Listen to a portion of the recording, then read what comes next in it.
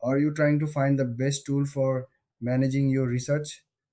Today, we're comparing Zotero, Mendeley, and EndNote.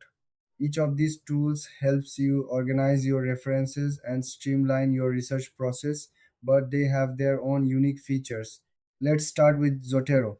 This is a free tool that's great for collecting, organizing, and sharing research. It works well with your web browser, making it easy to save articles and websites. Zotero also allows you to create bibliographies quickly, which is a huge time saver. Now, let's look at Mendeley. This tool is also free and focuses on collaboration. You can share papers with others and work on projects together.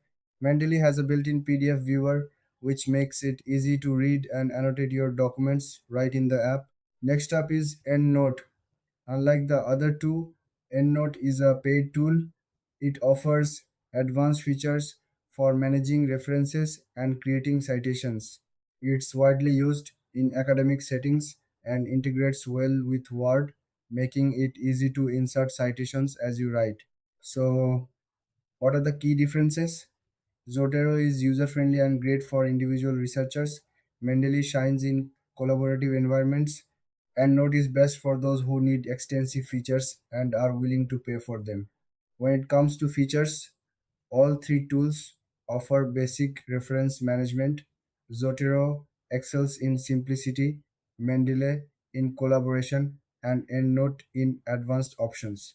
In terms of pricing, Zotero and Mendeley are free, while EndNote requires a subscription.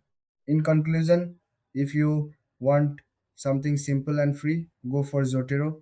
If you collaborate a lot, Mendeley is the way to go. If you need advanced features and don't mind paying, choose EndNote. Thanks for watching. If you found this helpful, please like and subscribe for more comparisons.